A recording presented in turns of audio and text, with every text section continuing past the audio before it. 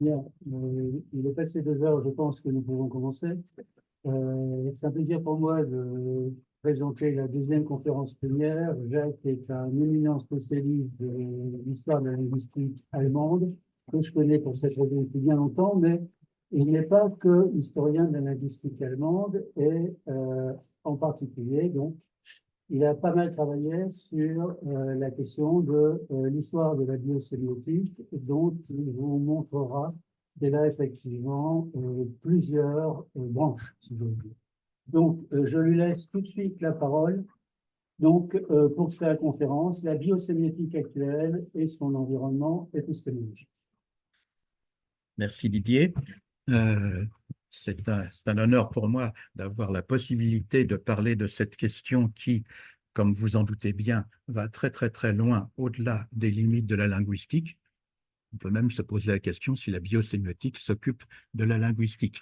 Et faire cela en présence du professeur Kuhl et du professeur Elmezova, qui sont parmi les représentants patentés et les plus connus de cette théorie, est d'autant plus stressant. Alors, dans cet exposé, je voudrais aborder 5 points essentiellement. Premièrement, un cadre général de ce que je suppose avoir été les théories évolutionnistes de la connaissance au XXe siècle. Ensuite, j'aborderai 3 facettes de la biosémiotique. Je poserai la question du rapport entre la biosémiotique et le langage humain. Par distinction, j'aborderai la question de la cognition et de la communication animale et j'essaierai de finir par un bilan. Alors, tout d'abord, première question, j'espère que tout le monde a reçu les petits supports. Alors, pourquoi est-ce que j'ai abordé ces supports? Il y a 2 raisons. La première raison, c'était de vous permettre d'avoir tout le temps sous les yeux, des fois que ça n'apparaîtrait pas à l'écran, le schéma qui se trouve à la page 1, côté gauche, et qui essaye de disposer différentes théories les unes par rapport aux autres. Et de vous fournir une bibliographie assez développée qui est proposée à différents niveaux. D'abord, les travaux directement mentionnés dans la conférence, ensuite des références complémentaires en biosémiotique à partir du bas de la page 2 à droite et d'autres références. Et puis la suite, c'est c'est une tentative de vous présenter 2 points de vue assez différents, mais je n'ai pas voulu, n'étant absolument pas biologiste, intervenir dans ce débat qui me paraît passionnant, qui est sur la question des limites de l'interprétation dans les espèces animales et les espèces botaniques, mycosémiotiques, etc. Donc, c'est entre, d'une part, ce qu'a écrit en 2015 Marcello Barbieri, qui est connu comme étant représentant de la théorie des codes organiques, et ce qu'a écrit Cavelli Kuhl en 2020, je crois, 2023, c'est juste tout à fait récent, sur On the Concept of Meaning in Biology. Voilà.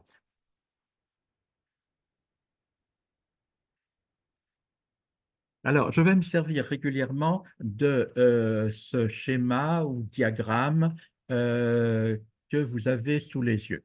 Petite question d'abord, puisque Peirce a été très intéressé par la question de ce qu'on appelle la diagrammatisation, hein, qui a donné lieu à des travaux fort savants de l'un des membres principaux de la biosémiotique de Copenhague, c'est Frédéric Stjernfeld, avec en particulier un ouvrage de diagrammatologie dont le nom est emprunté directement à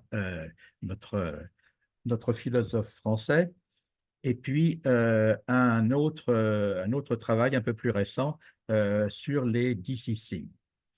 Alors, je pense que ce que vous avez sous les yeux ne peut pas être appelé un diagramme dans le sens que Peirce donne à cette notion, dans la mesure où il y a un seul axe qui est justifié, c'est l'axe chronologique, allant du haut vers le bas, en gros par paquet d'à peu près un quart de siècle, en commençant au tournant du XXe siècle, puis les années avant la guerre de 1940, ensuite le troisième quart et le quatrième quart du XXe siècle. Alors, une autre chose aussi qui est parfaitement discutable, hein, bien sûr, c'est le fait d'avoir disposé la biosémiotique au centre, relativement au centre, légèrement décalé un peu sur la gauche. Bien entendu, il ne tient pas à la nature propre de la biosémiotique de se trouver au centre de tout cet environnement épistémologique. Simplement, c'est le sujet de la communication, donc elle est placée à cet endroit-là, de manière à ce qu'on voit à travers les flèches quelles sont les relations les plus immédiates, par exemple la relation avec la sémiotique de Peirce, évidemment, hein, et les relations un petit peu décalé avec la théorie de l'Umwelt de Uexküll, les théories de l'éthologie classique, l'éthologie cognitive, et puis des théories qui me paraissent relativement appartenir au même espace, mais qui sont plus éloignées. Par exemple, la cybernétique de Norbert Wiener dans les années 40, la théorie générale des systèmes de Bertalan Fee, la vision actuelle du langage comme un système complexe adaptatif, ou bien de l'autre côté, par exemple, ce qu'on a appelé le darwinisme philosophique de Peter Munz. La date est erronée, ce n'est pas 1973, c'est 93, ou un écrit célèbre de Thomas Nagel, Qu'est-ce que ça fait d'être une chauve-souris, en 1974. Et puis en bas, on a ce qui relève de la psychologie évolutionnaire, hein, et de l'épistémologie évolutionnaire. Si on se place d'un point de vue strictement quantitatif, c'est-à-dire quelles sont les théories qui, d'après les dénombrements, semblent avoir produit le plus grand nombre de publications particulièrement saillantes. Il me semble que c'est à l'heure actuelle la psychologie évolutionnaire qui en a produit le plus grand nombre. La biosémiotique viendrait immédiatement après, je pense. En revanche, l'épistémologie évolutionnaire n'a pas produit beaucoup de travaux, mais je la considère comme une sorte de maillon entre la psychologie évolutionnaire de Cosmides et Tooby et d'autres, Pinker par exemple, et la biosémiotique. Alors, les théories évolutionnistes de la connaissance au XXe siècle, on commence donc par ce qui est entouré en rouge sur le tableau, donc la sémiotique de Peirce. Alors, dans un des volumes de la collection de Biosemiotics chez Springer, hein, qui est géré donc par la communauté de biosémiotique. Il s'agit d'un numéro qui est paru en 2014, cité par Romanini et Fernandez. Les auteurs reprennent la parole, enfin donnent la parole à Peirce, qui disait en 1909, depuis 40 ans, c'est-à-dire depuis le début de l'année 1867, je suis constamment à l'affût d'une véritable relation triadique, c'est-à-dire qui ne consiste pas en une simple colocation de relations diadiques ou le négatif de telles relations, etc. Je préfère ne pas me risquer à une définition parfaitement définie qui n'est ni une relation intellectuelle, ni une relation portant sur les phénomènes moins compréhensibles de la vie. Alors, j'ai mis un petit tableau en dessous à partir d'éléments qui viennent de cet article de Romani et Fernandez. Donc, on sait que dans la sémiotique de First, on a 3 catégories qu'il appelle firstness, secondness, thirdness, ce qui n'est pas très instructif en soi-même, hein. On associe à la primarité, firstness, une qualité sensorielle, à la secondarité, une réaction, une résistance, et à la troisième catégorie, une représentation, une médiation. Donc la notion de médiation est essentielle, bien entendu, puisque c'est elle qui établit le caractère triadique de l'ensemble. Alors la triade, classiquement, elle est constituée d'un signe, d'un objet au niveau de la cinquantenesse et d'un interprétant. Alors, comme ça n'est pas en soi-même extrêmement clair, j'aimerais prendre un exemple personnel. C'est une anecdote qui m'est arrivée il y a très, très, très longtemps. En 1966, j'étais aux Pays-Bas avec un jeune Belge, qui était plus âgé que moi, et nous étions dans la rue, c'était des cours de vacances qu'on suivait de néerlandais. Et brusquement, il y a une sirène qui résonne, et je me retourne, je regarde ce jeune Belge avec les traits totalement décomposés, en état de terreur, totalement la terreur. N'étant pas belge moi-même, je n'avais pas l'interprétation. Pour quelle raison? Qu'avait-il dans cette sirène qui le mettait dans un tel état?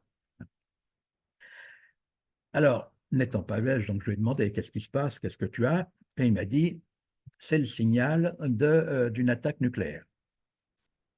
Bien. Si j'avais été belge moi-même, j'aurais eu la possibilité d'interpréter, de faire la même interprétation. Et j'aurais pu simplement lui répondre, on n'est pas en Belgique.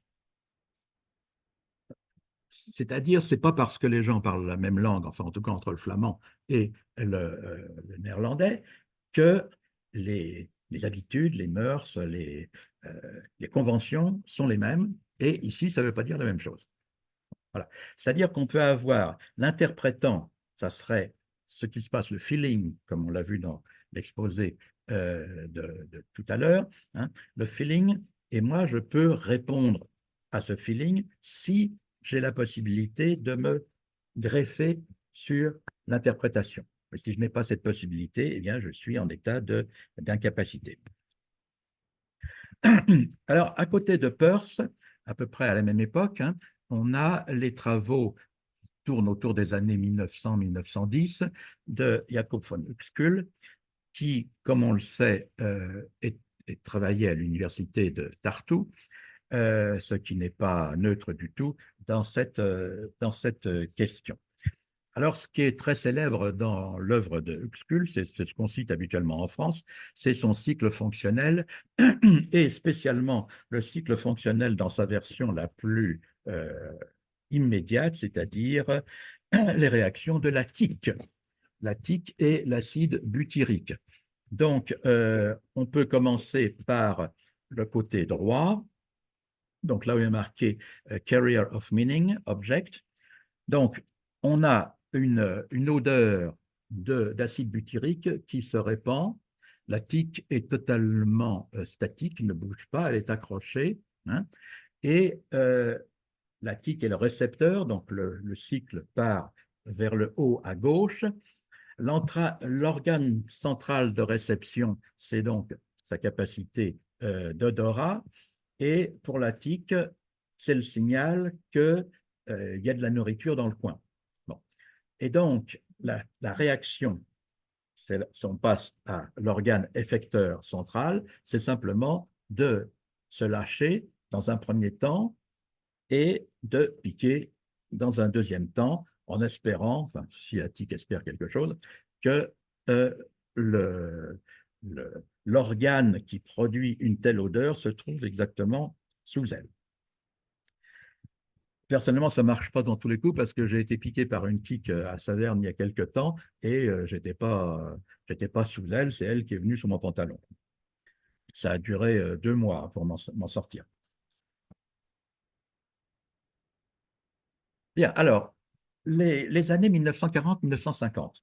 À ce moment-là, à la suite des effets de la guerre de 40, des travaux sur le codage, de la théorie de l'information de Shannon et Weaver, se développe la cybernétique de Norbert Wiener. Dans l'édition française de Cybernétique et Société, qui date de 2014, mais l'original est de 1954, Norbert Wiener écrit « La cybernétique est la théorie des communications et du contrôle, aussi bien dans les êtres vivants, les sociétés et les machines. La neurophysiologie a déjà emprunté bien des idées à la cybernétique. Nous pouvons penser que la sociologie suivra la même direction. Donc ça, à l'origine, il le dit en 1951. Effectivement, ça s'est réalisé. Alors, pourquoi citer cela à propos de la biosémiotique? C'est parce que l'un des deux philosophes, je crois, les plus importants de l'école de Copenhague en biosémiotique, Søren Brier a développé depuis les années 2000 une théorie qu'il appelait cybersémiotics, et en particulier un ouvrage assez costaud de 2007, cette question-là. Donc, ça veut dire que Søren Brier a estimé que la biosémiotique ne tenait peut-être pas assez compte des découvertes de Norbert Wiener sur le contrôle et sur l'information datant déjà d'un bon demi-siècle et a cru nécessaire de créer cette théorie. Donc, la cybersémiotique de Søren Brier offre une variante de la biosémiotique d'inspiration cybernétique et centrée sur la théorie de l'information et sur les boucles de rétroaction. On passe maintenant un niveau plus bas à la théorie générale des systèmes de Ludwig van Bertalanffy, qui était également un biologiste. La date qui est marquée, c'est 1973. Entre-temps, je me suis aperçu qu'il y avait une édition antérieure de 1968.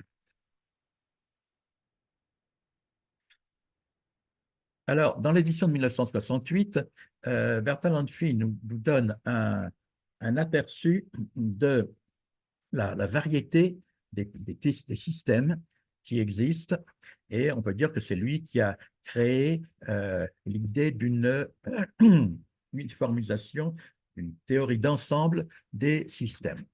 Alors, il distingue d'abord les structures statiques. Il nous dit les atomes, les molécules, les cristaux sont des composants des systèmes statiques.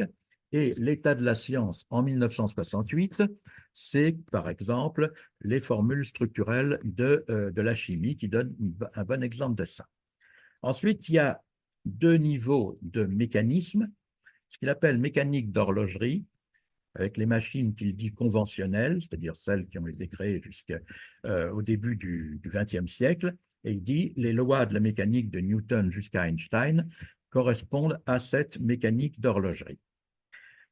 Les mécanismes de contrôle, c'est ceux qui font intervenir la cybernétique. Je rappelle que cybernétique, ça veut dire l'art de gouverner. Par exemple, ce qu'il y a de plus simple, les thermostats, ou dans les organismes, tous les mécanismes qu'on appelle homéostatiques. Homéostatique, c'est-à-dire en gros, ça veut dire ce qui permet à l'organisme de ne pas dévier de manière excessive et de rester dans un cadre. Alors, la cybernétique a cette capacité de décrire ce qui se passe dans les machines, ce qui se passe chez les êtres humains directement et ce qui se passe chez les animaux. Les systèmes ouverts, les cellules et les organismes constituent des systèmes ouverts. Ça veut dire en gros qu'ils sont capables de lutter contre la seconde loi de la thermodynamique de Carnot, pourvu qu'ils aient une nourriture extérieure, une source d'énergie. Leur métabolisme est capable de maintenir un équilibre. Et en outre, dans le code génétique, on a de l'information qui est stockée et qui va servir à la propagation de l'espèce.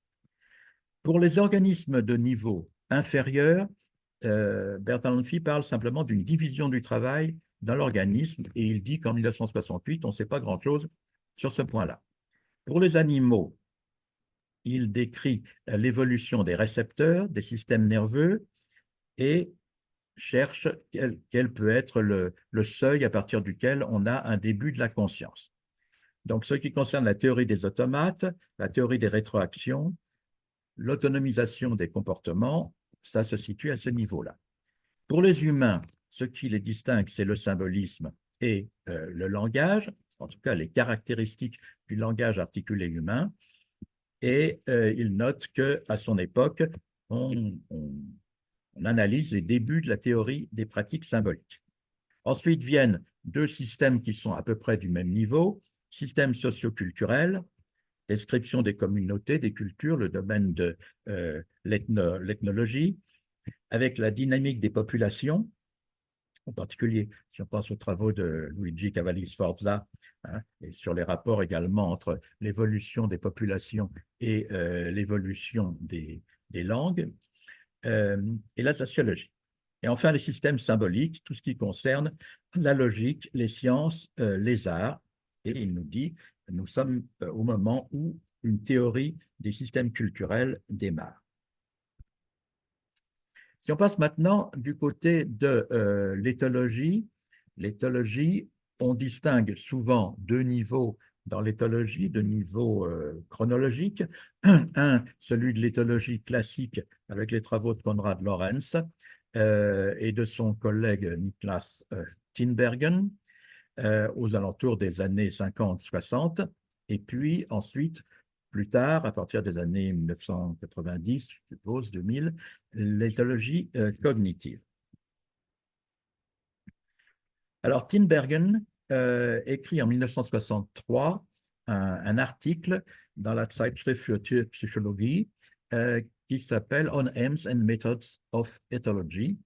Et c'est une sorte d'hommage à ce qu'a fait Konrad Lorenz. Alors, il nous dit, premièrement, Konrad Lorenz a découvert que les comportements sont des parties du système de conservation de l'espèce, que leur causalité se laisse étudier aussi précisément que celle d'autres processus vitaux, que leur valeur pour la conservation de l'espèce est sujette à un examen aussi systématique et précis que leur causalité, que l'ontogénie, donc le développement des comportements, peut être étudié en principe de la même manière que le développement des formes. Alors, je suppose, je ne suis pas absolument sûr, mais que quand il parle du développement des formes, il pense aux travaux de Darcy Thompson, en particulier On Growth and Form.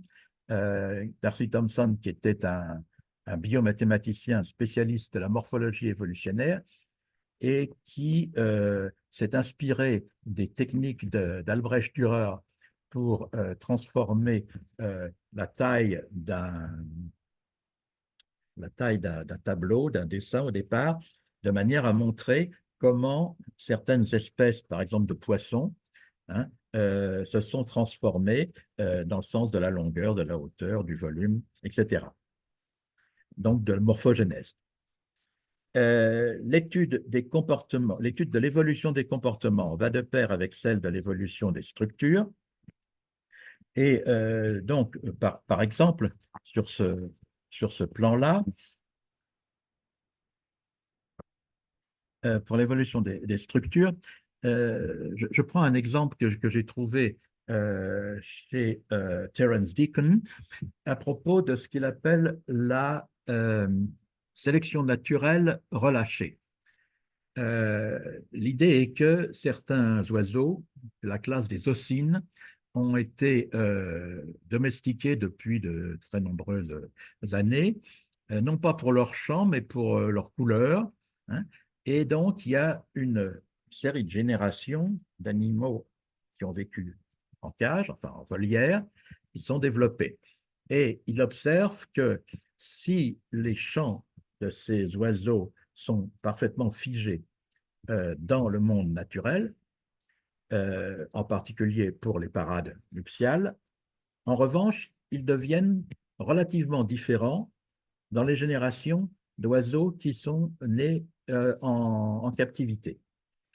C'est ce qu'il appelle la sélection naturelle relâchée, c'est-à-dire à partir du moment où il n'y a plus le besoin de s'affirmer par rapport à un congénère, à ce moment-là, il va y avoir la possibilité d'improvisation, c'est-à-dire que la sélection n'a plus l'effet aussi fort et stressant qu'elle peut avoir dans la nature. Et en outre, l'une des nombreuses retombées salutaires du travail de Lorenz, c'est l'intérêt croissant que la psychologie humaine porte à l'éthologie. Ça, c'est une chose qu'on sait bien à l'heure actuelle. Quand on entend régulièrement à la télévision ça, l'homme devient un animal comme les autres. Et d'ailleurs, quand j'ai vu récemment le vétérinaire qui s'occupe de ma toute petite chienne, je lui ai dit, il y a des choses que je ne comprends pas dans son comportement. Il m'a dit, dites-vous une bonne fois pour toutes que vous êtes un chien comme les autres. Alors, la psychologie évolutionnaire se trouve en bas à droite sur le schéma. Donc, en supposant que le comportement des humains modernes ne peut être expliqué qu'en termes d'adaptation survenue dans un environnement de l'âge de pierre. C'est une des idées centrales de la psychologie évolutionnaire. Cette psychologie présuppose que l'évolution humaine n'a pas produit de changements radicaux depuis lors, du moins en ce qui concerne des facteurs tels que la taille et la structure du cerveau. Donc, à la base, il y a un principe d'uniformité, hein, qui est quelque chose qu'on a connu aussi dans un autre domaine, celui de l'histoire des théories sur les langues indo-européennes, ce qu'on appelait les uniformitariens contre les anti-uniformitariens, hein, c'est-à-dire ceux qui pensaient que les hommes préhistoriques avaient à partir du moment où ils ont commencé à avoir un langage, des principes qui restent les mêmes plusieurs dizaines de milliers d'années après, et les autres pensant au contraire qu'il y avait une évolution des principes du langage. Bon, parmi les exemples célèbres que reprend la psychologie évolutionnaire, on a par exemple la consommation de graisse et de sucre, dont on sait qu'elle correspond à un travailleur de force, mais on ne peut pas s'empêcher d'avoir envie de graisse et de sucre parce que c'est dans nos gènes. Alors, tout ça, ça vient de la préface d'un ouvrage qui s'appelle Epistemological Dimensions of Evolutionary Psychology, qui est paru sous la direction de Timo Breyer.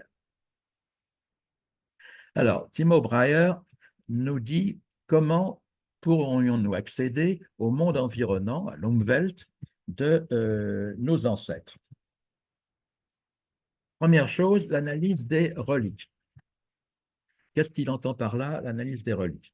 Je prends un exemple qui m'avait frappé, des recherches archéologiques qui ont été faites sur des cavernes d'Afrique du Sud, qui s'appellent Bombos Cave, moins 70 000 avant notre ère, hein, et on a trouvé les traces de colliers manifestement faits en perçant des coquillages. Ça, c'est ce qu'on trouve. Maintenant, reste à interpréter qu'est-ce que ça peut bien vouloir dire. D'après Robert D'Enrico, qui est prof à l'Université de Bordeaux, et d'autres, ça voudrait dire que les êtres humains de moins 70 000 avaient déjà une théorie de l'esprit. Par théorie de l'esprit, on entend le fait qu'ils se disaient « comment est-ce qu'on me voit ?» Si je mets un collier avec des coquillages comme ça, c'est que je veux ressembler à quelqu'un d'autre qui l'a fait. Je me dis, ça va me faire remarquer, et donc je suis capable de me représenter moi-même dans l'esprit d'un autre. C'est un point important parce qu'on suppose qu'il n'y a pu y avoir de langage articulé moderne que sur la base d'une théorie de l'esprit. La deuxième thèse, c'est la rétroprojection des sociétés de chasseurs-cueilleurs telles qu'on peut encore en rencontrer parfois maintenant. Alors, il dit cependant, il y a des obstacles à cela. Premièrement, la déduction d'une réalité psychologique complexe à partir d'une réalité matérielle fragmentée laisse de nombreux paramètres indéfinis. Par exemple, je pense dans ce domaine, on voit en archéologie des pratiques funéraires qu'on peut dater, des pratiques funéraires à moins 10 000, moins 20 000, etc. Est-on sûr exactement de l'interprétation qu'on doit donner à, par exemple, la position embryonnaire des corps, ou le fait qu'un corps humain soit enterré avec le corps d'un animal, etc. Et deuxièmement, il nous dit les chasseurs-cueilleurs d'aujourd'hui ne sont pas isolés des processus de mondialisation et de changement social, de sorte qu'ils ne peuvent être considérés comme des modèles d'une condition humaine archaïque. Hein. Donc ça, c'est très difficile d'accéder à ce monde environnant. Maintenant, l'épistémologie évolutionnaire. J'ai mis une flèche entre la biosémiotique au centre et l'épistémologie évolutionnaire parce que deux auteurs de l'épistémologie évolutionnaire ont écrit un article qui est spécialement comparatif en disant ce que nous faisons, ce que eux, ils font. Alors, je reviens un peu plus loin à ça. Et d'abord, je parle d'un des volumes de la collection de Biosemiotics qui date de 2021, paru chez Springer, qui s'appelle Biosemiotics and Evolution, sous-titre les fondements naturels de la signification et du symbolisme. Il y a là un article de trois auteurs, dont Zatef et Sonnesson, qui enseignent en Suède, je crois, intitulé The Origins and Evolution of Design, a Stage-Based Model. Ils nous disent, quand on adopte une définition large du design, alors j'essaye de traduire par conception et planification, c'est tous les artefacts, la place des outils devient centrale. À l'aide de la sémiotique cognitive en général, et en particulier de la théorie de l'évolution de l'esprit humain forgée par Melvin Donald dans un ouvrage de 1991, nous appliquons un modèle étagé à l'évolution du design comportant 4 niveaux: proto-design, design élémentaire, design complexe et design avancé, dont certains sont subdivisés en un étage intermédiaire. Alors, petite remarque à propos de ce mot design qui n'est pas toujours clair à comprendre. Il n'y a aucun rapport avec le design chez les créationnistes, hein. Ou bien si on repense à Teilhard de Chardin, par exemple, l'idée d'une évolution téléologique, le point oméga à la sortie, comme point de rencontre entre l'espèce humaine et son créateur. Donc, ce n'est pas du tout ça. Ici, ce dont il s'agit, c'est le design par rapport aux outils, la conception. Alors, ces auteurs nous proposent un tableau, Stage-Based Model of the Evolution of Design. Bon, il n'est pas très facile à lire, il est petit, et j'en ai fait une version simplifiée en français qui se trouve en dessous. Donc, je traduis design par organisation. Donc, une époque d'organisation primitive avec 2 stades. Un stade 1, les individus utilisent des objets trouvés instrumentalisés, dont ils font des outils. Stage 2, fabrication basique d'outils. Ensuite, une deuxième période, l'organisation élémentaire, avec niveau 3, un mode 1, une taille basique élémentaire. Niveau 4, une petite amélioration avec les bifaces, hein, et niveau 5, une amélioration importante avec les haches symétriques. Ensuite, l'organisation complexe, les débuts de l'artisanat, la décoration au niveau 6, la création des corporations d'artisans niveau 7 et les révolutions industrielles niveau 8. Alors, il donne des dates pour cela, moins 20 millions d'années pour l'organisation primitive, moins 3 millions d'années, 1,5 million, moins 200 000 pour l'organisation élémentaire. Pour les débuts de l'artisanat, à peu près moins 10 000. Les corporations d'artisans jusqu'au XVIe siècle et l'évolution sociale des révolutions industrielles à l'époque actuelle.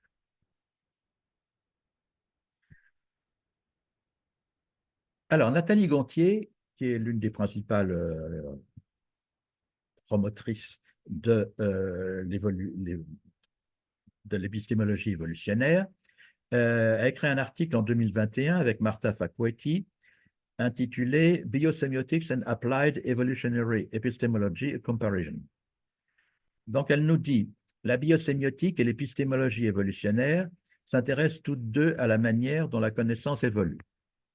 L'épistémologie évolutionnaire appliquée se concentre sur l'identification des unités, des niveaux et des mécanismes ou processus qui sous-tendent le développement évolutif du savoir ou savoir-faire et de la connaissance, tandis que la biosémiotique met l'accent sur l'étude de la manière dont les signes sous-tendent le développement de la signification.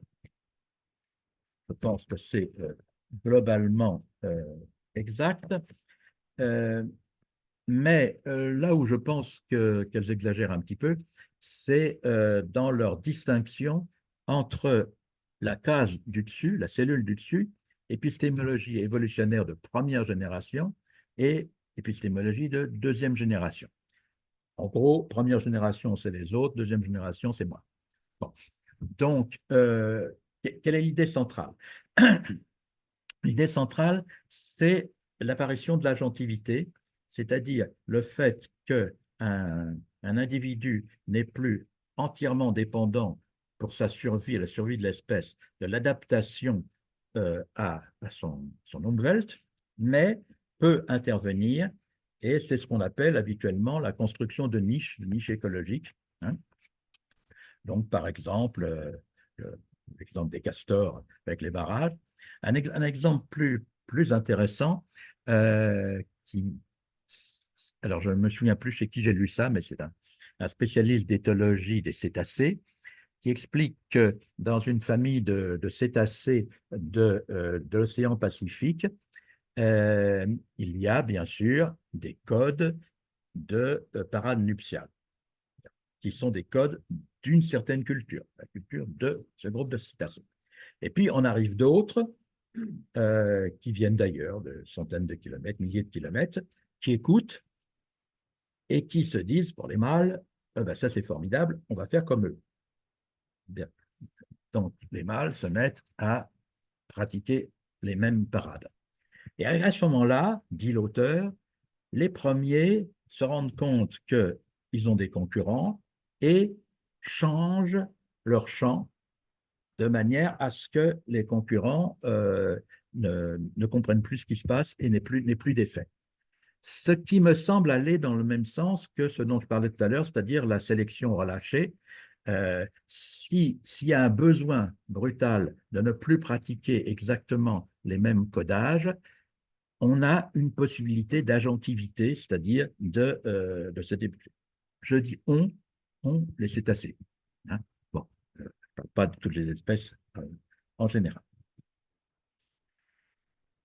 Alors, je passe à les années 80 et les années 80, 90, 100 et une théorie qui est un petit peu différente, mais je pense que ça reste proche de la biosémiotique, c'est le langage vu comme un système complexe adaptatif. Un des premiers articles qui est paru est de Luke Stills. Stills, c'est un roboticien assez génial qui arrive à faire parler, à faire créer un langage entre deux robots. Alors, comment faire créer un langage? On part de rien, c'est-à-dire on part d'une relation parfaitement arbitraire, ça, et l'un cherche à enseigner sa langue à l'autre. Hein? Et donc, bien sûr, ça ne marche pas au départ. Et donc, progressivement, au bout de milliers d'interactions, on arrive à une unification entre la langue de l'un et la langue de l'autre. Donc, dans cet article, il nous dit d'ores et déjà, il est évident que certains principes généraux émergent pour comprendre comment un groupe d'agents distribués peut générer de manière autonome des systèmes de communication dotés de la complexité du langage naturel humain. Alors, c'est une idée qui s'est absolument développée depuis, juste à la même époque. Un des disciples de Stills, qui s'appelle Bart de Boer, a écrit une thèse sur la manière d'enseigner la distinction entre des voyelles très proches les unes des autres, par exemple les langues qui ont une variante entre un A, E, bon, des E muets, etc., entre deux. Alors là, chez lui, ce n'est pas des robots, c'est des systèmes informatiques, mais au bout d'un certain nombre de pas, le système vocalique d'une langue est reconstitué. Et ce qui est très intéressant là-dedans, c'est qu'en France, à Grenoble, il y a une équipe de phonologie qui a établi des classes de systèmes vocaliques et on voit que ce que Debourg a produit par sa méthode informatique correspond exactement à certains types de langues qui sont particulièrement développées, des langues à 3, des langues à 5 et des langues à 7 voyelles. Et un autre de ses collègues, qui s'appelle Pierre-Yves Oudéier, en 2013, a fait une thèse à peu près sur le même sujet, mais là sur les syllabes. C'est-à-dire comment construire une syllabe selon qu'elle se termine par une voyelle ou qu'elle se termine par une consonne, etc. Donc, c'est un groupe de recherche sur les agents en interaction qui est extrêmement important. Alors, maintenant, alors, je vais aller un peu plus vite. Bon, on ne peut pas parler, bien sûr, de biosémiotique sans partir de Thomas Sibiuk et de son ouvrage de 1972, Perspectives in Zoosemiotics. Alors, dans un des titres de ce livre, il nous dit sur la communication animale, la sélection d'un message par l'organisme communiquant à partir de son code conforme à l'espèce, ainsi que l'appréhension de ce message par l'organisme récepteur se fait soit conformément à un programme génétique, dictant un ensemble de réponses presque entièrement préfabriquées, soit en référence à la mémoire unique de chaque animal, qui détermine alors la manière dont le programme génétique est lu. Je pense que tous ceux qui ont un animal auprès d'eux savent que la mémoire joue un rôle, et heureusement, essentiel. La pratique de la territorialité est un exemple concret de convention, et une convention est une sorte de code. Un code est un ensemble de règles de transformation par lesquelles les messages sont convertis d'une représentation à une autre, un message étant une chaîne générée par l'application d'un ensemble de telles règles ou une sélection ordonnée d'un ensemble de signes convenus, c'est-à-dire une convention.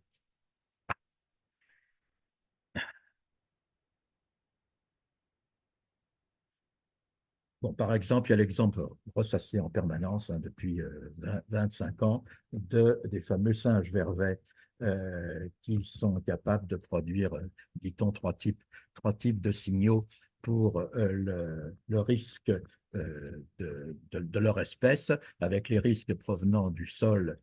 Alors on dit, bah, ça veut dire serpent. Bon. Ceux qui viennent d'un animal capable de grimper dans un arbre, ça veut dire léopard ou félin, ça. Et puis ceux qui viennent des oiseaux, ça. Bien. Il y a eu des tas de travaux qui ont été écrits à ce propos-là. Alors, la territorialité, elle se réfère à une variété de comportements associés à la défense active d'un certain site par un animal. La zone défendue, semblable à une bulle, peut flotter avec l'individu. Je trouve que c'est une expression très jolie de Sibiuk, d'imaginer qu'on a une zone correspondant à une bulle. Deuxièmement, la relation de dominance. Ça se réfère à une condition variable selon laquelle les animaux sont classés. Les positions dans la hiérarchie peuvent, sous certaines conditions, être interchangées. Le leadership. On le retrouve dans les bancs de poissons, les volées d'oiseaux et surtout chez les mammifères, dont la structure sociale persiste sur des périodes relativement longues. Alors, c'est assez important parce que depuis cette époque, depuis les années 2000, nombreux travaux qui ont été faits sur l'organisation des bancs de poissons, l'organisation des volées d'oiseaux et justement l'application de la théorie de la complexité à ces groupements d'animaux. Et enfin, les soins parentaux sont des réponses associées à des liens sociaux complexes et durables. Par exemple, le comportement de toilettage mutuel des singes et les manifestations visuelles et auditives réciproques, poissons et oiseaux. Pour ce qui concerne le toilettage mutuel des singes, il y a un ouvrage qu'il faut lire, c'est celui de Robin Dunbar sur grooming, et qui nous explique que, en gros, jusqu'à une masse de 15 individus, un singe peut épouiller 14 autres singes. Mais qu'à partir d'un certain moment, il n'a plus le temps de chercher de la nourriture. Donc, ça ne peut pas continuer comme ça. Et c'est une théorie qu'il a développée disant, à partir d'un certain moment, l'arrivée d'un mode de communication devient essentiel. Et l'idée subtile, là, c'est il faut que ce mode de communication ne soit pas tactile parce qu'on a besoin des doigts pour continuer à s'occuper de l'épouillage. Donc, il faut qu'on passe à des cris qui deviennent chargés de signification pour maintenir simplement la relation avec d'autres animaux, d'autres singes qu'on ne peut pas atteindre directement parce qu'on en a trop.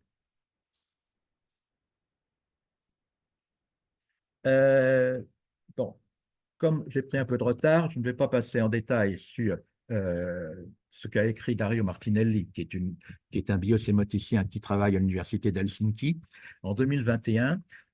En gros, l'idée qu'il a, c'est qu'est-ce qu'on fait exactement de la zoosémiotique par rapport à l'éthologie. Et en gros, est-ce qu'on a réellement besoin de la zoosémiotique ou est-ce que toutes les idées les plus importantes sont développées par l'éthologie et l'éthologie cognitive, hein. Donc, je lis simplement la conclusion. La zoosémiotique, lorsqu'elle est scientifique et à jour, fournit un ensemble de stratégies théoriques et de ponts conceptuels qui soutiennent et, avec un peu de chance, améliorent l'étude de la sémiose animale, au moins en faisant comprendre que la communication n'est pas le seul phénomène lié à la production de sens. C'est-à-dire que c'est un biosémoticien, mais il demande qu'on lui précise exactement l'utilité de la zoosémiotique par rapport à l'éthologie cognitive. Bon, une idée importante, qu'on a déjà vu tout à l'heure, c'est l'idée d'agentivité, l'agentivité sémiotique, qui est le titre d'un ouvrage, le volume 25 de la collection de biosémiotique chez Springer, sous la direction de Alexei Charov et Morten Sønnesen. Ils nous disent l'essor de la biosémiotique peut s'expliquer par trois facteurs principaux. Premièrement, l'insatisfaction des biologistes face aux explications mécanistes de l'évolution, du développement et du comportement.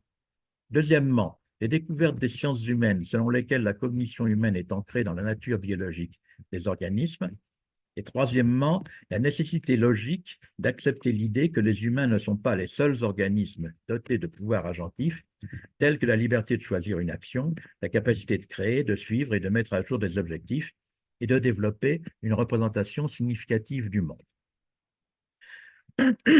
Donc, je crois que face à ce constat, qui n'est pas une originalité extraordinaire, la question principale, c'est la notion de seuil telle qu'elle a été développée en biosémiotique, hein, c'est-à-dire, est-ce qu'on a une limite en dessous de laquelle on peut dire qu'il n'y a pas d'agentivité, hein, et que le comportement est purement instinctif, c'est-à-dire lié à la reconnaissance de l'Umwelt, ce qu'on peut faire et ce qu'on ne peut pas faire dans cette Umwelt.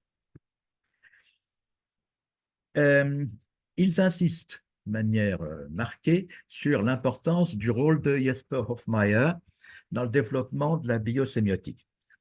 Donc, Hofmeier, qui est décédé il y a quelques années, a écrit deux grands ouvrages, hein, en 2016, des signes de vie dans l'univers, et un deuxième intitulé Biosémiotics en 2007 ou 2008.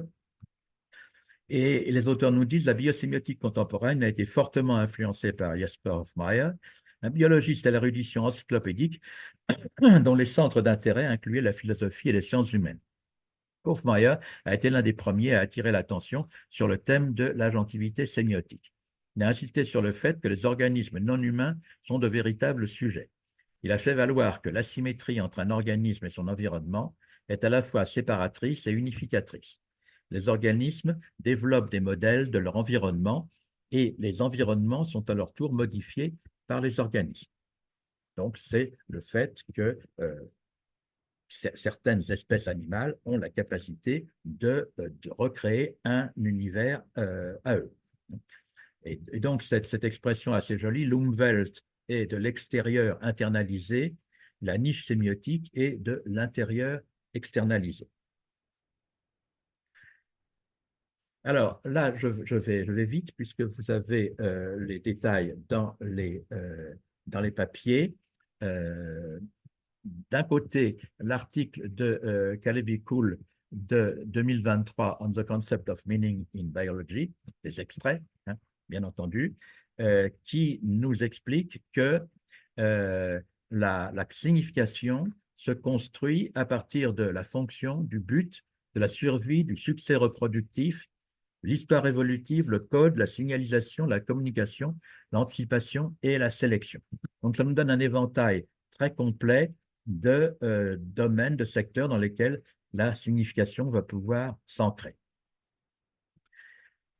De l'autre côté, on a un travail plus ancien, mais il y a toute une série d'articles et de livres de Marcello Barbieri qui, lui, estime que la notion d'interprétation ne peut pas s'appliquer à l'ensemble du monde vivant et qu'il faut distinguer entre les domaines où les individus ont un comportement codique, géré par des codes, et le domaine supérieur. Bien, je termine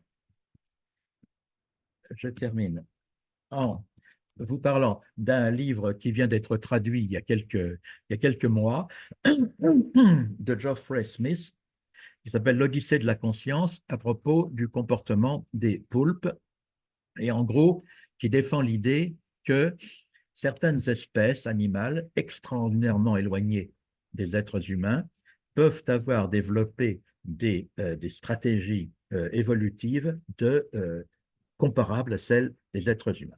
Il nous dit par exemple, les poulpes possèdent le plus grand système nerveux de tous les invertébrés et ont un comportement très complexe. Ils sont explorateurs, manipulateurs et souvent intéressés par la nouveauté. Le système nerveux du poulpe est décentralisé. Environ 2/3 de ces neurones ne se trouvent pas dans le cerveau, qui n'est d'ailleurs pas nettement délimité.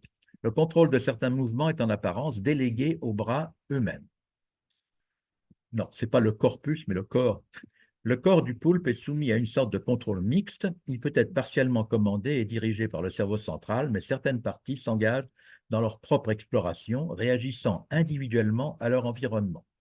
Nous devrions envisager la possibilité qu'un poulpe soit un être doté de plusieurs soi. Un soi primaire et des petits soi à côté.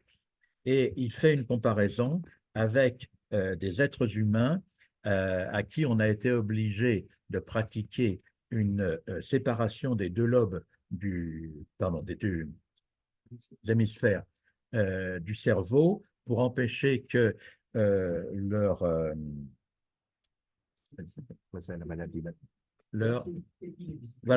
épilepsie ne passe d'un hémisphère à l'autre. Bon. Et certains de ces individus ont révélé par des interrogations, des questions, avoir en quelque sorte des soi différents. Par exemple, un jeune homme qui disait que quand on interrogeait son hémisphère gauche, il avait envie de faire ça dans la vie, et en interrogeant l'hémisphère droit, c'était tout à fait un autre projet.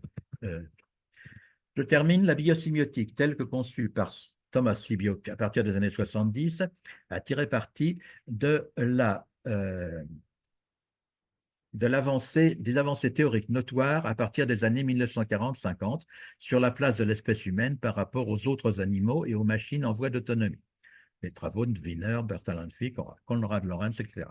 Son inscription dans le cadre de la sémiotique de Charles Peirce a permis à Sibioc et à ses partenaires biologistes et philosophes, notamment à Tartu et à Copenhague, de tester l'idée force que le champ de la sémiose s'étend à tout le monde du vivant, des organismes, aux organes et à leurs cellules. Troisièmement, la biosémiotique a su se doter d'outils de diffusion performants, le Journal of Semiotics et la collection Biosemiotics chez Springer. Ce faisant, elle a une renommée supérieure, par exemple, à l'épistémologie évolutionnaire et la concurrence.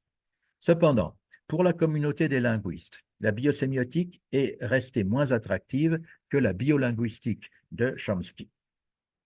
Le champ d'action de la biosémiotique semble finalement borné par au moins 3 champs concurrents. L'éthologie cognitive face à la zoosémiotique, la biolinguistique, représentée par exemple par Fitch, face à la dimension linguistique mineure de la biosémiotique, l'ouvrage de Madame Velmezova, professeur Poole et Cowley en 2015, et la biologie codique du côté des sciences de l'évolution. Voilà. Merci beaucoup pour votre attention.